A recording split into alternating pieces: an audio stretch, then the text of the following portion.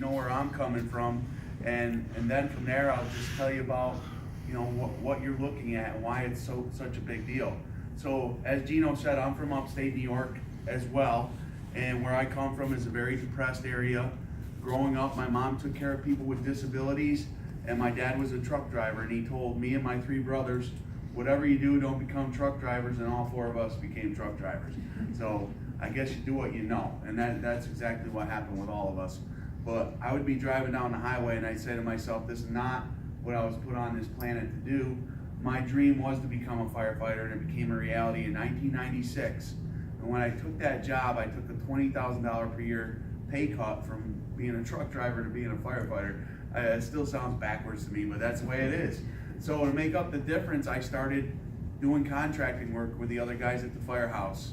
And somewhere along the way, we got primarily focused on roofing. I have no idea why we got focused on the hardest side job you can do, but we were making good money doing it, and I was young. I did what a lot of young people do. You know, the bottom line is if you're trading your time for money, you gotta take out loans and have good credit. So I bought a new truck, snowmobiles, ATVs, jet skis. I had all the toys, but it wasn't because I was buying them outright. It was because I had good credit. And when you're young, you don't worry about not being able to work, right? None of us think about that. Well, I didn't think about it either. 7 years into my firefighting career, my wife was pregnant for our second son. It was 2002. I was working through that summer roofing and working at the firehouse, and I would lay down in bed and I didn't feel well. And I told my wife after the baby was born, I was going to go to a doctor and see what's going on. My son was born October 12th of 2002, healthy baby boy, one of the best days of my life. 4 days later, my whole world was turned upside down in the blink of an eye. The doctor said, we can't believe you're still alive. You have an aortic dissection, which is turned into an aneurysm. A normal adult aorta is 2 centimeters. My aorta, the main artery from my heart, was at 5.7 centimeters. And if it bursts, you die instantly. There's no saving it. And I was roofing and working at the firehouse. So, you know, they took me out of work. They said I was gonna have to have surgery. Assuming the surgery goes well, I'll probably be on disability for the rest of my life. And my mindset at 31 is I was more worried about losing my job than I was of dying. And I was real close to dying. I was thinking about how I could keep this job. And you know, they basically said I was probably never going back, and I was devastated. I ended up having the surgery. I was on the table for 12 hours. It was a success. I'm here talking to you today. But I ended up out of work for a year, and during that year I learned some life lessons that I think we all take for granted. Number one, we take for granted we're getting up every day and we're going to be healthy and have a job for that matter. And number two, most people live beyond their means, thinking that they don't have to worry about it, and that's what I did. And I said I would never do that again. Well, I was fortunate enough, after a year out of work, they felt confident in the procedure and let me go back to the firehouse, and I was grateful for that. But unfortunately, I was so broke, I had to get another part-time job. So I went back to driving tractor trailer, and I was working ungodly hours.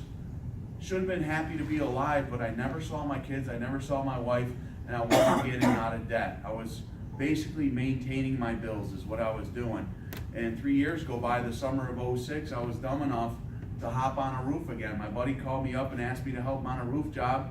I said, no, my roofing career is over. He said, I'll pay you $30 an hour under the table, and my daughter will watch your kids for free. I said, I'll be there.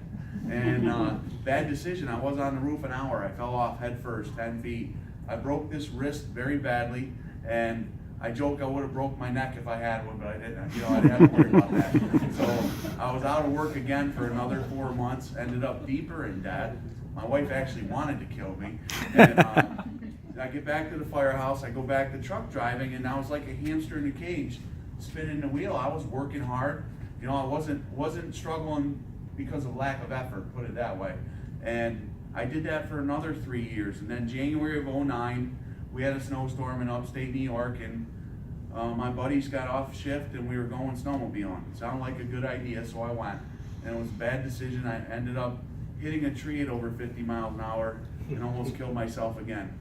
So if you need a ride home, Paul, let me know, all right?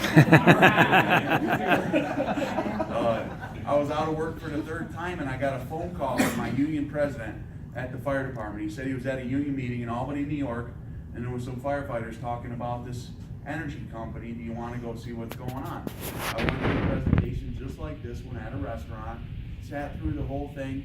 The guy standing in front of the room doing most of the presentation, very dynamic speaker, big Italian guy, raspy voice, sounds like he gargled glass. And basically, people from New York City come to upstate New York pitching something, we're not buying what they're selling. So I was very skeptical of him. But one of the other guys stood in front of the room and said he's an attorney for the state of New York. And I'm like, wow, this guy's doing this? So after the presentation, I went over to him. And he answered all the questions that I had.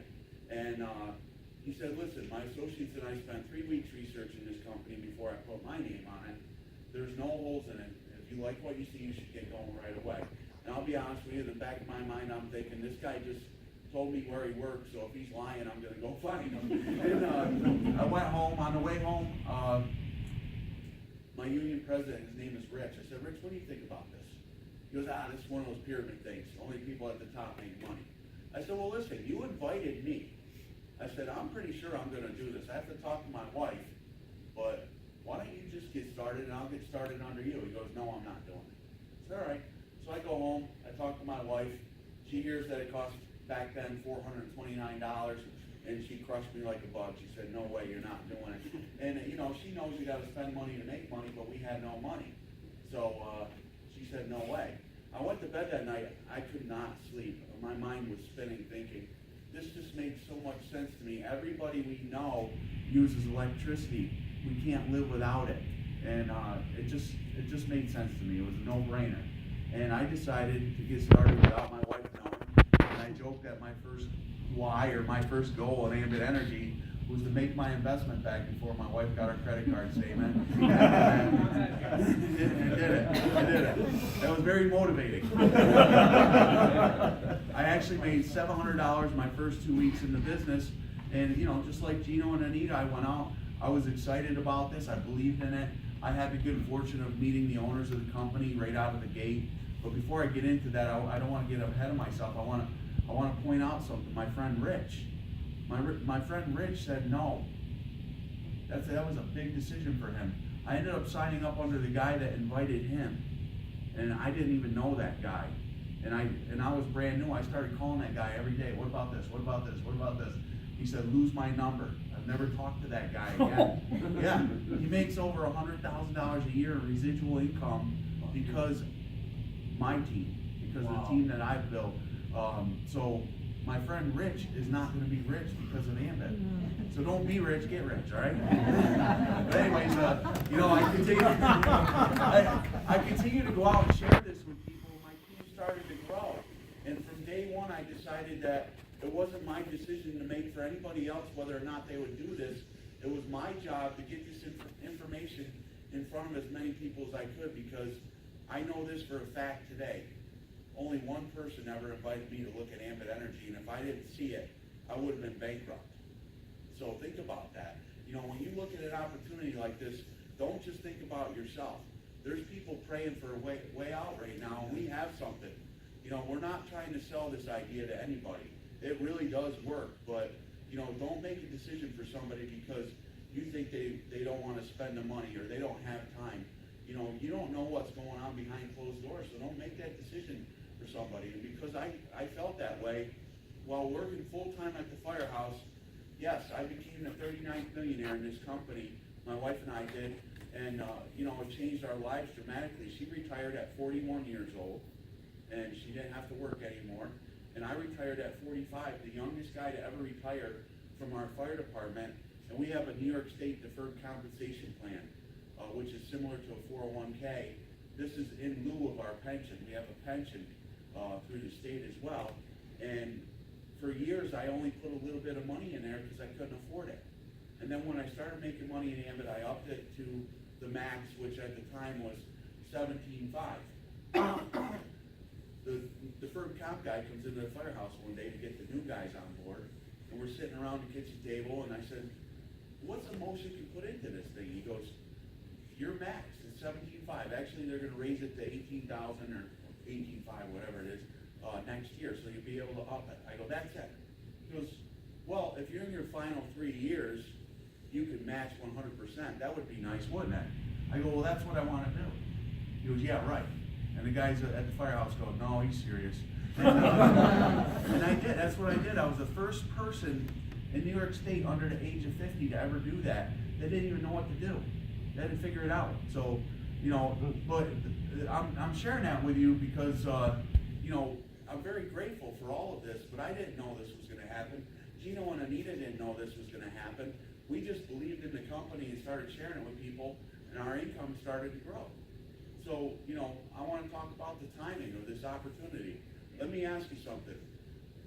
Do you guys wonder why a couple and myself are driving 3-4 hours from upstate New York to Massachusetts every week when we've already made $1 million? Do you wonder that? Does anybody wonder that? Yeah. Because you're sitting on a pot of gold right here. That's why we're coming here. Massachusetts is the most densely populated state in the Northeast, and it's pretty much the heartbeat. You know, it's in the middle. You know, so this is a great place to plant a flag. So, you know, I was talking to Anita earlier. She said she's been driving out here for 5 years, persistent and consistent. And I did the same thing, driving to Cape Cod every week for 5 years. And probably just like them, some days I'd say to myself, am I doing the right thing? Is this really worth it? And the answer to that is yes. What's happened with my team on Cape Cod right now is it's absolutely exploding. I found some tremendous leaders that are really running with this thing, and we're having over 100 people a month joining our team right now, and it's just mind-boggling to me. It's incredible what's going on. So why are we coming here? Because the same thing's going to happen here. And if you're a guest in this room tonight, it's going to happen with you or without you. So some facts I want to share with you that I think are very impressive. We've all heard of Microsoft, Apple, Dell, Google, Facebook, Groupon, Priceline, JetBlue, Office Depot, Excel Communications, and there's probably one or two I'm missing. But do you know what all those companies have in common?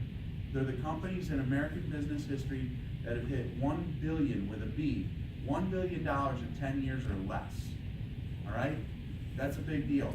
Ambit Energy hit $1 billion in less than 7 years. All of those companies that I named were nationwide or global.